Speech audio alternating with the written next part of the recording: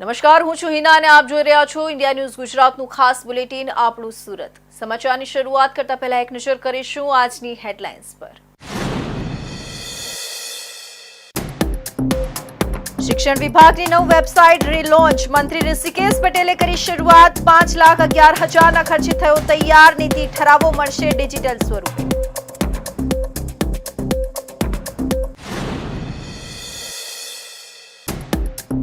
Surat zone 4ના 200 આરોપીઓને ચેતવણી. ગુનો કરશો તો થશે તડીપાર પાસા. કાયદામાં રહેશો તો ફાયદામાં રહેશો. તહેવારો પહેલા પોલીસની કડક કાર્યવાહી.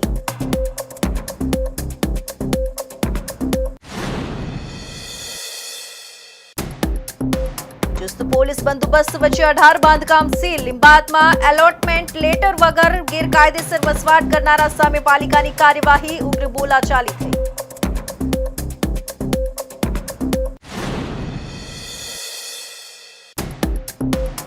ક્રાઇમ બ્રાન્ચની ઓળખ આપી લોકોને ખંખેરતા યુવક યુવતી ઝડપાયા. રાત્રિના સમયે પાલ વિસ્તારમાં રાહદારીઓને ટાર્ગેટ કરી લાયસન્સ માંગતા પોલીસ સ્ટેશન નજીક લઈ જઈ તોડ કરી લેતા.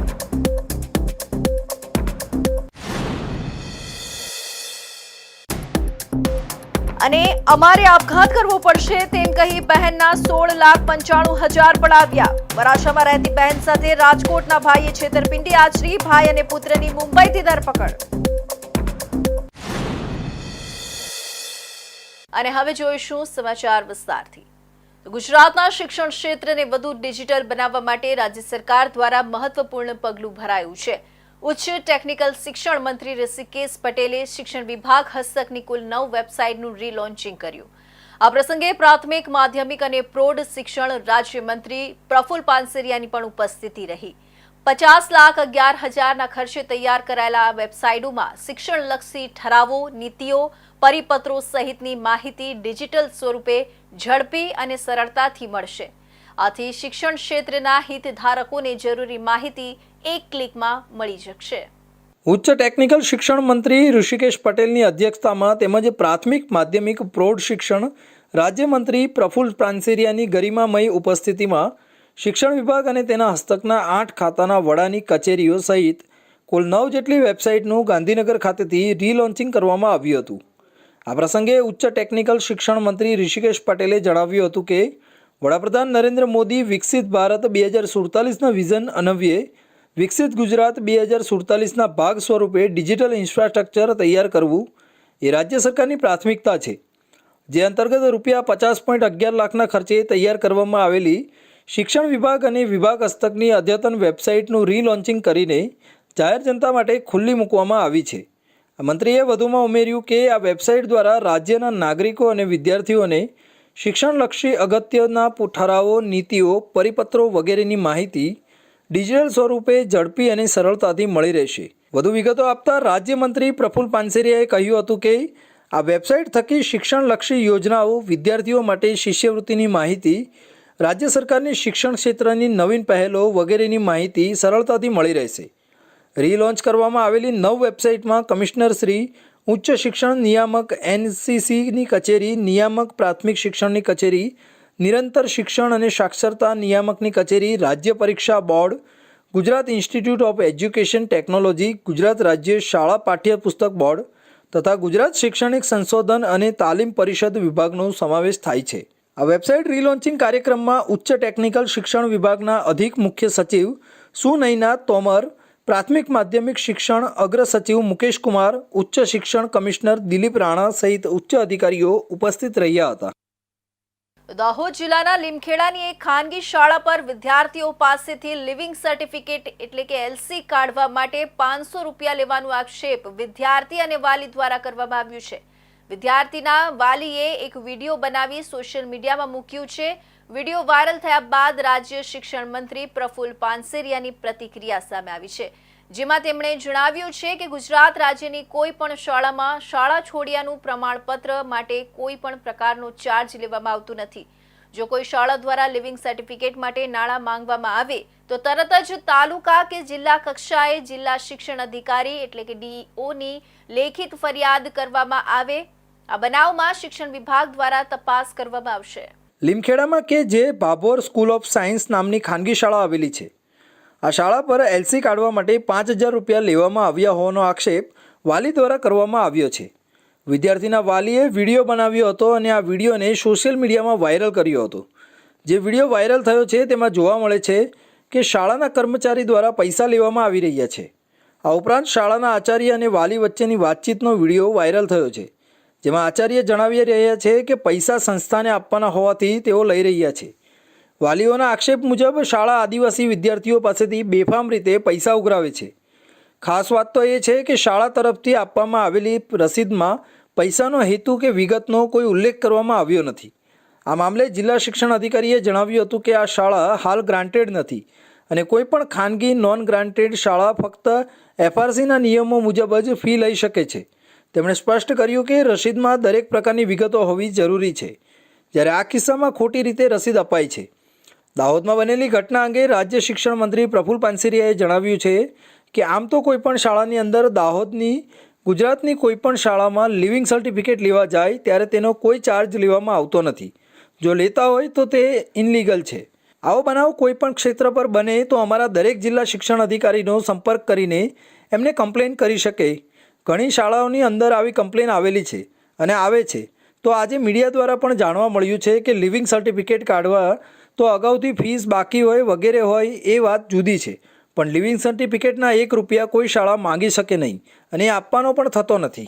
આમ તો કોઈ પણ શાળાની અંદર દાહોદની ગુજરાતની કોઈ પણ શાળામાં લિવિંગ સર્ટિફિકેટ લેવા જાય ત્યારે એનો કોઈ ચાર્જ લેવામાં આવતો નથી. અગર લેતા હોય તો એ ઇલીગલી છે. આવું ક્યાંય પણ ક્ષેત્રે બને તો અમારા દરેક જિલ્લા શિક્ષણ અધિકારી સાથેનો સંપર્ક કરીને એને કમ્પ્લેન કરી શકે. ઘણી શાળાઓની અંદર આવી કમ્પ્લેન આવી રહી છે ને આવે છે. તો આજે મને મીડિયા દ્વારા પણ આ જાણવા મળ્યું કે લિવિંગ સર્ટિફિકેટ કાઢવાના તો અગાઉની ફીસ બાકી હોય વગેરે હોય એ વાત જુદી છે, પણ લિવિંગ સર્ટિફિકેટના 1 રૂપિયો કોઈ શાળા માંગી શકે નહીં અને એને આપવાનો થતો નથી. અગર કોઈ જિલ્લાની અંદર કે કોઈ પણ ગુજરાતના કોઈ શાળાની અંદર આવો બનાવ બને, આવી પૈસાની માંગણી કરે વાલીઓ પાસે તો તુરંત જ તાલુકા લેવલે જિલ્લા લેવલે અમારા શિક્ષણ વિભાગની અંદર તુરંત કમ્પ્લેન કરે, એનું સોલ્યુશન થશે અને 1 રૂપિયો આપવાનો થતો નથી. પ્રફુલ પાનસેરિયા વધુમાં જણાવ્યું છે કે જો કોઈ જિલ્લાની અંદર કે કોઈ પણ ગુજરાતના કોઈ શાળાની અંદર આવો બનાવ બને, આવી પૈસાની માંગણી કરે તો વાલીઓ પાસે તો તુરંત જ તાલુકા લેવલે જિલ્લા લેવલે અમારા શિક્ષણ વિભાગની અંદર કમ્પ્લેન કરે, તેનું સોલ્યુશન થશે અને 1 રૂપિયો આપવાનો થતો નથી. ઘણીવાર ટ્રસ્ટી મંડળને ખ્યાલ પણ ન હોય અને નીચેનો સ્ટાફ આવી ગેરવહીવટી અથવા તો ભૂલ કરતો હોય અથવા તો જાણી જોઈને કરતો હોય, જે તદ્દન જુદું છે. શિક્ષણ વિભાગની અંદર આવું નાણાકીય પૈસાની માંગણી કરીને આ એક વેપારીકરણ તરીકે જવું એ યોગ્ય નથી.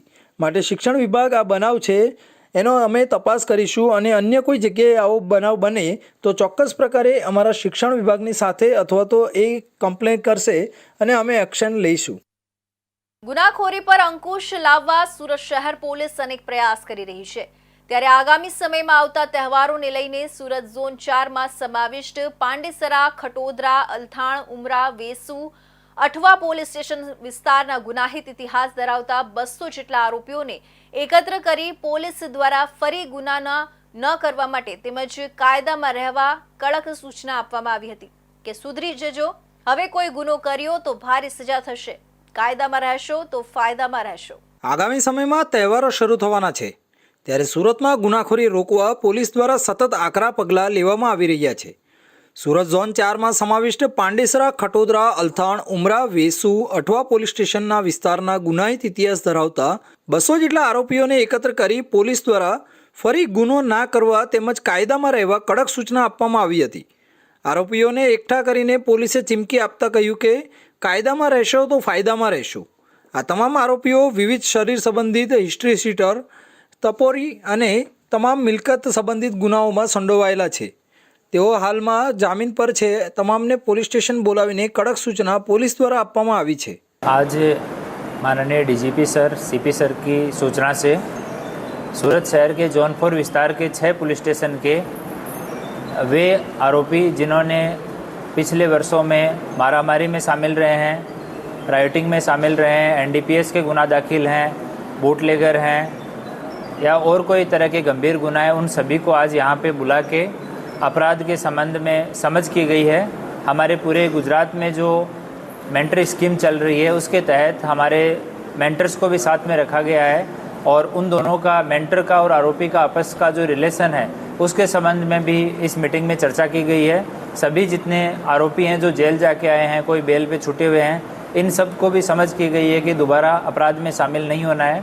ડીસીપી વિજયસિંહ ગુર્જરે જણાવ્યું હતું કે આવા તમામ આરોપીઓને સમજાવવામાં આવ્યું છે કે હવે કોઈપણ પ્રકારના ગુનામાં સંડોવાતા નહીં, કાયદામાં રહીને જીવન જીવવા કડક રીતે સૂચના આપવામાં આવી છે।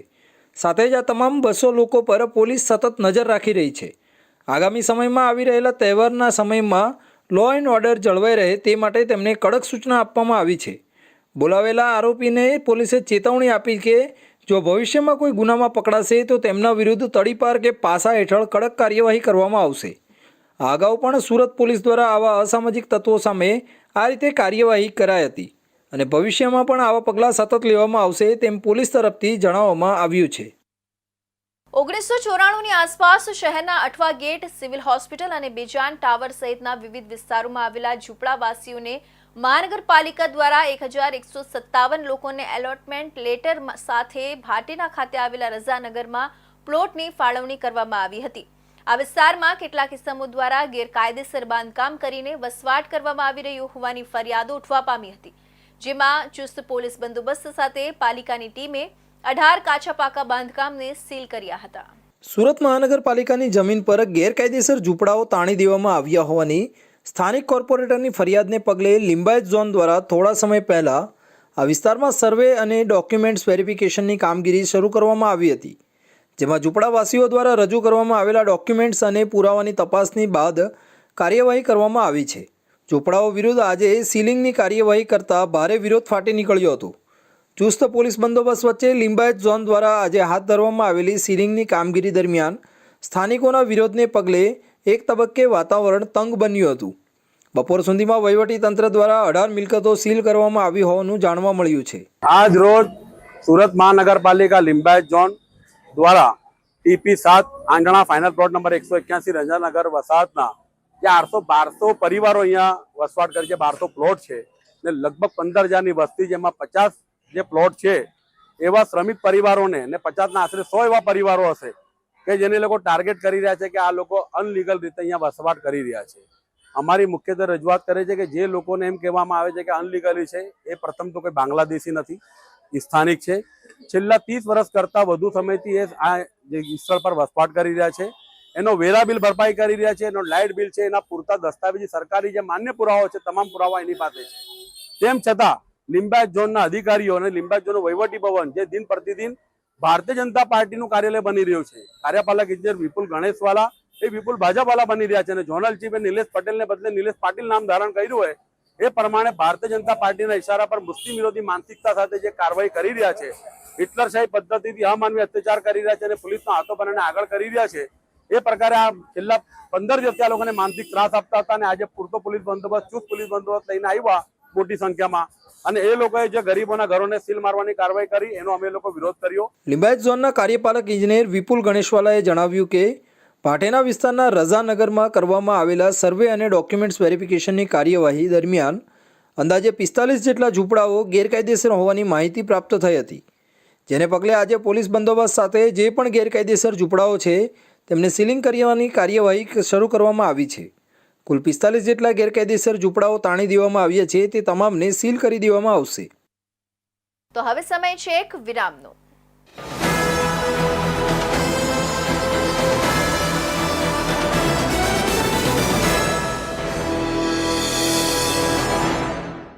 મુદ્દાઓ છે દેશના, પેનલ પર થશે ચર્ચા, વાતમાં થશે સ્પષ્ટ સંવાદ। અમે લાવીએ છીએ તમારા પ્રશ્નોને મંચ પર।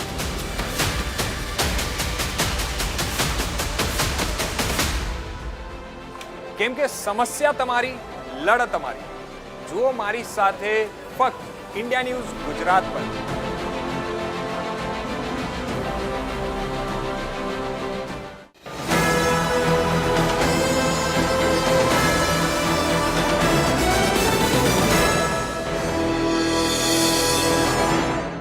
વિરામ બાદ ફરી આપ સૌનું સ્વાગત છે। ગુજરાતમાં દારૂની હેરાફેરી કરનારા માફિયાઓ રોજ નવા કિમિયા અપનાવી રહ્યા છે। આવો જ એક કિસ્સો સુરતમાં સામે આવ્યો છે, જ્યાં ભેસ્તાન પોલીસે એક દુકાનમાં દારૂનો મોટો જથ્થો ઝડપી પાડ્યો છે, પરંતુ આ દારૂ છુપાવવાની રીત જાણીને પોલીસ પણ ચોંકી ગઈ હતી। શાતીર આરોપીએ પોતાની દુકાનમાં એન્જિન ઓઇલના ડબ્બામાં દારૂ ભર્યો હતો। પોલીસને રેડ દરમિયાન શંકા જતા પ્લાસ્ટિકની બોટલમાં એન્જિન ઓઇલ ઠાલવતા જ પોલ ખુલી ગઈ। સમગ્ર મામલે પોલીસે 480 લીટર વિદેશી દારૂ જપ્ત કર્યો છે। ભેસ્તાન વિસ્તારમાં બાતમીના આધારે પોલીસે જ્યારે દુકાન પર દરોડો પાડ્યો ત્યારે શરૂઆતમાં કંઈ વાંધાજનક જણાયું ન હતું, પરંતુ પોલીસે જ્યારે વધુ તપાસ કરી ત્યારે તેમને દુકાનમાં પડેલા એન્જિન ઓઇલના ડબ્બા પર શંકા ગઈ। પોલીસે એક ડબ્બો ખોલીને જોયું તો અંદરથી એક પ્રવાહી નીકળ્યું। આ પ્રવાહી શું છે તે જાણવા માટે પોલીસે તેને એક પ્લાસ્ટિકની બોટલમાં ભર્યું। બોટલમાં ભરતા જ પોલીસને જાણ થઈ કે આ પ્રવાહી બીજું કંઈ નહીં પણ ઇંગ્લિશ દારૂ છે। દારૂ માફિયાઓએ એન્જિન ઓઇલના ડબ્બાનો ઉપયોગ દારૂની હેરાફેરી માટે કર્યો હતો, જેથી કોઈને શંકા ન જાય। પોલીસે દુકાનમાંથી મોટી માત્રામાં દારૂ જપ્ત કર્યો છે। પોલીસને બાતમી મળી હતી કે ભેસ્તાનના સલિયાનગર ઇન્ડસ્ટ્રીઝમાં આવેલી શ્રીજી ટ્રેડર્સ નામની દુકાનમાં ગેરકાયદેસર રીતે વિદેશી દારૂનો મોટો જથ્થો સંગ્રહ કરીને વેચાણ થઈ રહ્યું છે। આ બાતમીના આધારે પોલીસે તાત્કાલિક દુકાન પર દરોડો પાડ્યો હતો, જ્યાં દુકાનનો માલિક શૈલેન્દ્ર કુમાર વેદરામ સિંઘ હાજર હતો। પોલીસને શરૂઆતમાં કંઈ શંકાસ્પદ જણાવ્યું નહોતું।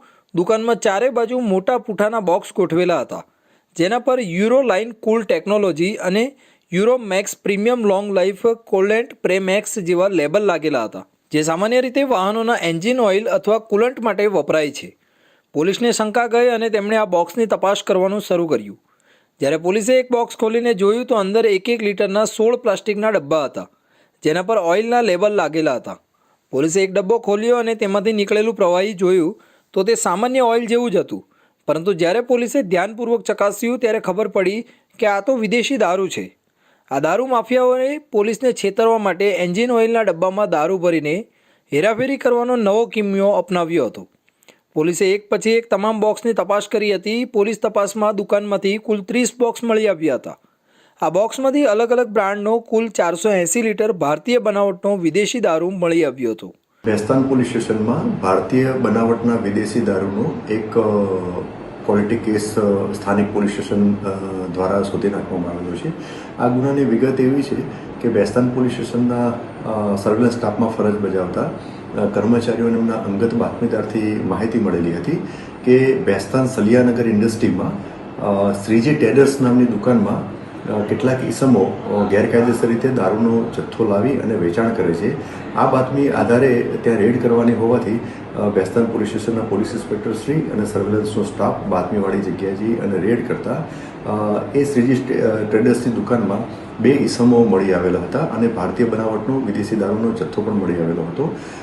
આ ભારતીય બનાવટનો વિદેશી દારૂ એને પંચનામાની વિગતે કબજે કરવામાં આવેલો હતો, જેની કિંમત ટોટલ 5,24,000 થાય છે।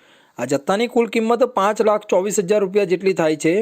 પોલીસે દુકાનના માલિક શૈલેન્દ્ર કુમાર સિંઘની અટકાયત કરી પૂછપરછ કરતા તેણે જણાવ્યું કે આ દારૂનો જથ્થો અનિલ સિંઘ વેદરામસિંહ નામના વ્યક્તિએ બોઈસર તારાપુરથી મોકલાવ્યો હતો। આ દારૂ મહિન્દ્રા બોલેરો પિકઅપ વાનમાં ભરીને રામકુમાર રામરાજ ઉપાધ્યાય લાવ્યો હતો। પોલીસે તાત્કાલિક કાર્યવાહી કરીને રામકુમાર ઉપાધ્યાયની પણ અટકાયત કરી છે। આ દરોડા દરમિયાન પોલીસે 4 લાખ રૂપિયાની કિંમતનો બોલેરો પિકઅપ, 50,000 રૂપિયાનું TVS જ્યુપિટર મોપેડ અને 2 મોબાઈલ ફોન મળી કુલ 9,84,000 રૂપિયાનો મુદ્દામાલ કબજે કર્યો છે। પોલીસે શૈલેન્દ્ર કુમાર અને રામકુમાર બંને આરોપીઓ સામે કાયદેસરની કાર્યવાહી કરી છે, જ્યારે મુખ્ય આરોપી અનિલ સિંઘ વેદરામસિંહને વોન્ટેડ જાહેર કરીને તેને પકડવા માટે તપાસ હાથ ધરી છે। સુરત શહેરમાં ગુનાખોરીનો ગ્રાફ સતત વધી રહ્યો છે। ગુનેગારો નિત નવા કિમિયા અપનાવી રહ્યા છે। આવો જ એક કિસ્સો શહેરના પાલ વિસ્તારમાં સામે આવ્યો છે, જ્યાં એક યુવક અને એક યુવતીએ પોતાને ક્રાઇમ બ્રાન્ચના અધિકારી ગણાવીને રાહદારીઓ પાસેથી તોડ કરવાનું શરૂ કર્યું હતું। આ બંને આરોપીઓ રાત્રિના સમયે રોડ પર પસાર થતા લોકોને રોકીને તેમની પાસેથી લાયસન્સ અને અન્ય ડોક્યુમેન્ટ માંગતા હતા। જો કોઈ ડોક્યુમેન્ટ ન બતાવે તો તેમને પોલીસ સ્ટેશન લઈ જવાની ધમકી આપીને પૈસા પડાવતા હતા। જો કે એક ભોગ બનનાર યુવકની સતર્કતાના કારણે આ બંને આરોપીઓનો પર્દાફાશ થયો છે અને પોલીસે તેમની ધરપકડ કરી છે। પાલ વિસ્તારમાં રહેતો એક યુવક ગત રાત્રે પોતાની બાઇક પર પસાર થઈ રહ્યો હતો, ત્યારે ફેનિલ નિલેશભાઈ પટેલ અને ફુલસુમ બાનુ સોયબ ઈટવાલા નામના આરોપીઓએ તેમને રોક્યો હતો. બંનેએ પોતે ક્રાઇમ બ્રાન્ચના અધિકારી હોવાનું કહીને યુવક પાસેથી લાયસન્સ અને બાઇકના ડોક્યુમેન્ટ માંગ્યા હતા. યુવકે ડોક્યુમેન્ટ બતાવતા આરોપીઓએ તેને પૂછ્યું કે તું આટલી રાત્રે અહીંયાથી શા માટે પસાર થઈ રહ્યો છે, તારી સાથે કોણ મહિલા છે. યુવકે તેમની વાતચીતથી શંકા જતાં તેમને પૂછ્યું કે તમે કયા પોલીસ સ્ટેશનથી છો અને તમારો આઈ કાર્ડ ક્યાં છે. આ સાંભળતા બંને આરોપીઓ ગુસ્સે થઈ ગયા અને યુવકને પોલીસ સ્ટેશન લઈ જવાની ધમકી આપી. જોકે તેમણે યુવકને સીધા પોલીસ સ્ટેશન લઈ જવાને બદલે નજીકની એક ગલીમાં લઈ ગયા. યુવકે આરોપીઓને પૂછ્યું કે આ પોલીસ સ્ટેશન નથી, તમે મને ક્યાં લઈ જઈ રહ્યા છો. આ સાંભળીને આરોપી ફેનિલ પટેલે યુવકને એક તમાચો મારી દીધો અને અન્ય આરોપી ફુલસુમ બાનુએ પણ યુવકને તમાચો માર્યો હતો. આ ઘટનાથી યુવકને ખાતરી થઈ ગઈ કે આ બંને પોલીસ અધિકારી નથી. તેથી તેણે તકનો લાભ લઈને ત્યાંથી ભાગી જઈને પાલ પોલીસ મથકમાં ફરિયાદ નોંધાવી. પોલીસે તાત્કાલિક કાર્યવાહી કરીને ફેનિલ નિલેશભાઈ પટેલ અને ફુલસુમ બાનુ સોયબ ઈટવાલાની ધરપકડ કરી છે. પાલ પોલીસ મથકના ઇન્સ્પેક્ટર શીતલ શાહે આ મામલે જણાવ્યું હતું કે આ બંને આરોપીઓ કોઈ યુનિફોર્મ કે આઈ કાર્ડ વગર જ પોતાને ક્રાઇમ બ્રાન્ચના અધિકારી તરીકે ઓળખાવતા હતા. તેમની પાસે માત્ર એક પોલીસનો દંડો હતો. તેઓ લોકોને રોકીને તેમને પોલીસ સ્ટેશન લઈ જવાની ધમકી આપીને તેમની પાસેથી પૈસાની ખંડણી કરતા હતા. હાલમાં એક ફરિયાદના આધારે અમે તપાસ કરી રહ્યા છીએ, પરંતુ અન્ય 2 લોકો પણ આ આરોપીઓનો ભોગ બન્યા હોવાનું જાણવા મળ્યું છે. તેમની પણ પૂછપરછ કરીને વધુ કાર્યવાહી કરવામાં આવશે. સુરતના મોટા વરાછા સુદામા ચોક વિસ્તારમાં રહેતી વૃદ્ધાને અમારું કામ નહીં થાય તો અમારે મરી જવાનો વારો આવશે એમ કહી રક્ષાબંધન પૂર્વે માત્ર 7 દિવસમાં ટુકડે ટુકડે દાગીના અને રોકડ મળી 16,95,000 પડાવી લેનાર સગા નાના ભાઈ અને તેના પુત્રને ઉત્તરાણ પોલીસે મુંબઈ ખાતેથી ઝડપી પાડવામાં સફળતા મેળવી છે. તેમની પાસેથી 15,54,000નો મુદ્દામાલ પણ કબજે કરાયો છે. સુરતના મોટા વરાછાના સુદામા ચોક સ્થિત સાંઈ શ્રદ્ધા રેસિડેન્સીમાં રહેતા શારદાબેન વેગડ પાસેથી તેમના નાના ભાઈ રાજેશ શિરોયાએ ટુકડે ટુકડે કુલ 16.95 લાખની મત્તા પડાવી લીધી હતી. રાજેશ શિરોયાએ બહેનને ફોન કરીને કહ્યું હતું કે મારે થોડા સમય માટે પૈસાની જરૂર છે, મને પૈસા આપ. પૈસા નહીં આપે તો અમારે મરી જવાનો વારો આવશે. આ રીતે તેણે માત્ર 7 દિવસના સમયગાળામાં બહેન પાસેથી રોકડ અને દાગીના મળીને આટલી મોટી રકમ મેળવી હતી. આ બનાવ બાદ શારદાબેને પોલીસ ફરિયાદ નોંધાવી છે. આ પ્રકરણમાં પોલીસે મુંબઈ ખાતેથી નાના ભાઈ રાજેશ કરશન શિરોયાની અને તેના પુત્ર અક્ષય શિરોયાને મુંબઈ ખાતેથી ઝડપી પાડી કોર્ટમાં રજૂ કરી 2 દિવસના રિમાન્ડ મેળવ્યા છે. ગઈ તારીખ 28/7/2025ના રોજ ફરિયાદી શારદાબેન જેઠાભાઈ વેગડ રહે સુદામા ચોક મોટા વરાછા નાઓ ને એમના સગા ભાઈનો ફોન આવેલો અને કહેલ કે બેન અમારે 1-2 દિવસ માટે પૈસા જોઈએ છે તો અમને પૈસા આપો. તો એમની પાસે પૈસા રોકડા ન હોય તો જે તે સમયે એમને થોડું સોનું લઈ ગયેલા. પાછા 2 દિવસ પછી પાછું એમણે કીધું કે અમારે વધારે પૈસાની જરૂર છે, અમારે મરવાનો વારો આવશે એમ કરી અને પોતાની બેનને ફોસલાવી અને બીજું સોનું લઈ જાય છે. એમ કરી અને કુલ 18 થી 19 તોલા જેવું આશરે સોનું એમની પાસેથી લઈ જાય છે અને 50,000 રૂપિયા રોકડા લઈ જાય છે અને ત્યારબાદ તેઓ ફોન સ્વિચ ઓફ કરી નાખે છે. પોલીસ પૂછપરછમાં જાણવા મળ્યું કે બંને છૂટક મજૂરી કામ કરે છે, પરંતુ પૈસાની જરૂર પડે એટલે સગા સંબંધી અને મિત્રો પાસેથી હાથ ઊંચીના લીધા બાદ તેમને ધક્કે ચડાવતા હતા. પિતા પુત્ર પૈકી અક્ષયે આ રીતે રાજકોટ ખાતેના મિત્ર પાસેથી 17 લાખ પડાવ્યા હતા, જ્યારે ચોક બજાર પોલીસમાં પણ તેના વિરુદ્ધ છેતરપિંડીની ફરિયાદ નોંધાયેલી છે. સુરત સિવિલ હોસ્પિટલની જૂની બિલ્ડિંગની બાજુમાં આવેલા એક વિશાળકાય વૃક્ષ પર એક મહિલા અર્ધનગ્ન હાલતમાં ઉપર ચડી ગઈ હતી.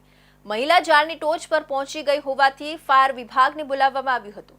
60 ફૂટ ઊંચે મહિલા હોવાથી ટર્ન ટેબલ લેડરને લાવીને 60 વર્ષીય મહિલાને ભારે જહેમતે રેસ્ક્યુ કરવામાં આવી હતી.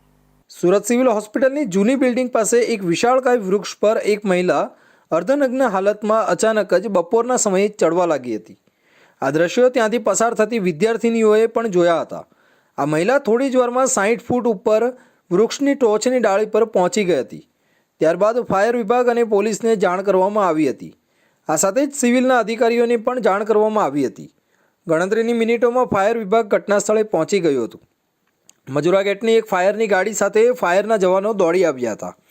મહિલા 60 ફૂટ ઉચ્ચ હોવાથી પહેલાં નીચેથી જાળી રાખવામાં આવી હતી. આ સાથે જ ટર્ન ટેબલ લેડર પણ બોલાવી લેવામાં આવ્યું હતું. ત્યારબાદ ટર્ન ટેબલ લેડર દ્વારા મહિલાને રેસ્ક્યુ કરવાનો પ્રયાસ કરવામાં આવ્યો હતો. જોકે મહિલા 60 ફૂટ ઊંચાઈથી ડાળી તૂટી થોડી નીચે પડી હતી, જેથી લેડરને નીચું કરીને મહિલાને પકડવાનો પ્રયાસ કરવામાં આવતા તે ભાગવાનો પ્રયાસ કરી રહી હતી. ભારે જહેમતે ફાયરના જવાનો દ્વારા મહિલાને પકડીને લેડર પર લાવી અર્ધનગ્ન હોવાથી પહેલાં તેમના પર સાડી વીંટાળી દેવામાં આવી હતી. ત્યારબાદ તેને નીચે લાવીને એમ્બ્યુલન્સમાં સિવિલ હોસ્પિટલના ઇમરજન્સી વિભાગમાં ખસેડવામાં આવી હતી. તેની માનસિક હાલત સારી ન હોવાનું લાગી આવતા તેને સ્ટ્રેચર સાથે બાંધી દેવામાં આવી હતી. આ અંગેની જાણ થતાં સંબંધીઓ પણ દોડી આવ્યા હતા. મહિલાની સુરત જિલ્લાના ઉચ્છલ વિસ્તારમાં રહેતી હતી. તેના પતિનું સિવિલ હોસ્પિટલમાં થોડા દિવસ પહેલાં જ ઓપરેશન થયું હોવાથી તેની સાર સંભાળ માટે પત્ની રોકાઈ હતી, જ્યાં ગઈકાલ રાતથી જ મહિલા ગુમ થઈ ગઈ હતી. દરમિયાન આજે બપોરે તે 60 ફૂટ ઊંચા ઝાડ પર ચડી ગઈ હતી, જેથી દોડધામ મચી ગઈ હતી. 1:38 અમને કોલ મળેલો છે કે કોઈ અર્ધ પાગલ બેન છે તે ઝાડ ઉપર ચડી ગઈ છે. ઝાડ હતું એ 20 મીટરથી ઉપર હતું ઝાડ અને પટલી ડાળી ઉપર બેસી ગઈ હતી, જેને અર્ધનગ્ન હતી. એટલે અમે હાઇડ્રોલિક પ્લેટફોર્મ મંગાવી અને પછી ઉતારી લીધા તે સુરક્ષિત અને સિવિલમાં મોકલી આપ્યા છે ડ્રામામાં. કેટલો ટાઈમ લાગ્યો છે રેસ્ક્યુ કરવા માટે? લગભગ 30 મિનિટ જેવું લાગેલું અમને. પરિવારના જણાવ્યા પ્રમાણે મહિલાને કોઈપણ પ્રકારની માનસિક બીમારી નથી. અત્યાર સુધી તે તેમના પતિની ખૂબ જ સારી રીતે સાર સંભાળ રાખી રહી હતી. અચાનક જ રાતથી તેઓ ગુમ થઈ ગયા હતા અને ત્યારબાદ બપોરના સમયે ઝાડ પર ચડી ગયા બાદ તેને રેસ્ક્યુ કરીને ઇમરજન્સી વિભાગમાં લાવતા પરિવારજનોને જાણ થઈ હતી. સુરતના લીંબાદ વિસ્તારમાં એમએલએ સંગીતા પાટીલના જન્મદિવસ નિમિત્તે યોજાયેલા સંગીત સંધ્યા કાર્યક્રમ દરમિયાન વિરોધનો માહોલ સર્જાયો. થોડા દિવસ પહેલા થયેલા અરુણ નામના યુવકના હત્યાકાંડને લઈને પરિવારજનો હાથમાં બેનરો લઈને કાર્યક્રમ સ્થળે પહોંચ્યા અને ન્યાય આપોના સૂત્રોચ્ચાર કર્યા. મોટી સંખ્યામાં લોકો ભેગા થતા તંગદિલી સર્જાઈ અને પરિસ્થિતિ કાબૂમાં લેવા પોલીસ કાફલો સ્થળ પર પહોંચી ગયો. સુરત શહેરના લિંબાયત વિસ્તારમાં ગઈકાલે ધારાસભ્ય સંગીતા પાટીલનો જન્મદિવસ ઉજવવામાં આવ્યો હતો. આ અવસરે સંગીત સંધ્યાનો કાર્યક્રમ રાખવામાં આવ્યો હતો, જેમાં મોટી સંખ્યામાં સ્થાનિક નાગરિકો ઉપસ્થિત રહ્યા હતા. જોકે કાર્યક્રમ દરમિયાન અચાનક જ વિરોધનો માહોલ સર્જાયો. થોડા દિવસ પહેલાં લિંબાયત વિસ્તારમાં અરુણ નામના યુવકની હત્યા થયેલી, જેના પરિવારજનો પોતાના દુઃખ અને ગુસ્સો વ્યક્ત કરવા કાર્યક્રમ સ્થળે પહોંચી ગયા હતા. પરિવારજનોએ હાથમાં બેનરો લઈને ન્યાય આપોના સૂત્રોચ્ચાર કર્યા હતા. ઘટના સ્થળે મોટી સંખ્યામાં લોકો ભેગા થઈ ગયા હતા, જેના કારણે કાર્યક્રમનો માહોલ તંગ બન્યો. અરુણના હત્યાકાંડને લઈને પરિવારજનોએ આક્ષેપ કર્યો કે હજુ સુધી યોગ્ય ન્યાય મળ્યો નથી. તેથી તેઓએ એમએલએના જાહેર કાર્યક્રમમાં આવીને પોતાનો વિરોધ નોંધાવ્યો. પરિસ્થિતિને નિયંત્રણમાં લેવા માટે પોલીસ કાફલો ઘટના સ્થળે તાત્કાલિક પહોંચી ગયો હતો. પોલીસ દ્વારા લોકો સાથે વાતચીત કરીને પરિસ્થિતિ કાબૂમાં લેવામાં આવી હતી. એમએલએના જન્મદિવસના કાર્યક્રમમાં થયેલા વિરોધને લઈને હાલ વિસ્તારમાં ચર્ચાનો માહોલ છે. સુરતના અમરોલી વિસ્તારમાં થયેલી હત્યાની ઘટનામાં પોલીસે વીજળીની ઝડપે કાર્યવાહી કરીને માત્ર ગણતરીના કલાકોમાં જ આરોપીને પકડી પાડ્યો છે. 8 ઓગસ્ટના રોજ થયેલા આ હુમલામાં એક યુવાનનું મોત થતાં અમરોલી પોલીસે અલગ અલગ ટીમો બનાવી તપાસ શરૂ કરી હતી. અંતે બાતમીના આધારે પોલીસે અમરોલી કોસાળ આવાસમાંથી મુખ્ય આરોપી રાહુલ ઉર્ફે માયા વર્માની ધરપકડ કરી છે. સુરતના અમરોલી વિસ્તારમાં થયેલી હત્યાની ઘટનામાં પોલીસે ઝડપભેર કાર્યવાહી કરીને માત્ર થોડા કલાકોમાં જ મુખ્ય આરોપીને પકડી પાડ્યો છે. મળતી માહિતી મુજબ ભગુભાઈ નાયકાએ અમરોલી પોલીસ સ્ટેશનમાં ફરિયાદ નોંધાવી હતી કે 8 ઓગસ્ટ 2025ના રોજ રાહુલ દેવી પૂજક અને રાહુલ ઉર્ફે માયા વર્માએ આશિષ નાયકા પર ચપ્પુ વડે હુમલો કર્યો હતો. ગંભીર ઇજાઓ થતાં આશિષ નાયકાનું ઘટના સ્થળે જ મોત થયું હતું. ઘટના બાદ અમરોલી પોલીસે આરોપીઓને પકડવા માટે અલગ અલગ ટીમો બનાવી હતી. પોલીસે સૂત્રો મારફતે બાતમી મેળવી હતી કે મુખ્ય આરોપી અમરોલી કોસાળ આવાસ વિસ્તારમાં છુપાયો છે, જેના આધારે પોલીસ ટીમે ઘેરાબંધી કરીને રાહુલ ઉર્ફે માયા વર્માને ઝડપ્યો હતો. પોલીસે આરોપી સામે કાનૂની કાર્યવાહી હાથ ધરી છે અને બીજા સંકળાયેલા આરોપીની શોધખોળ ચાલુ છે. આ ઝડપી કાર્યવાહીથી વિસ્તારમાં કાનૂની તંત્રની કાર્યક્ષમતાની ચર્ચા જોરશોરથી ચાલી રહી છે.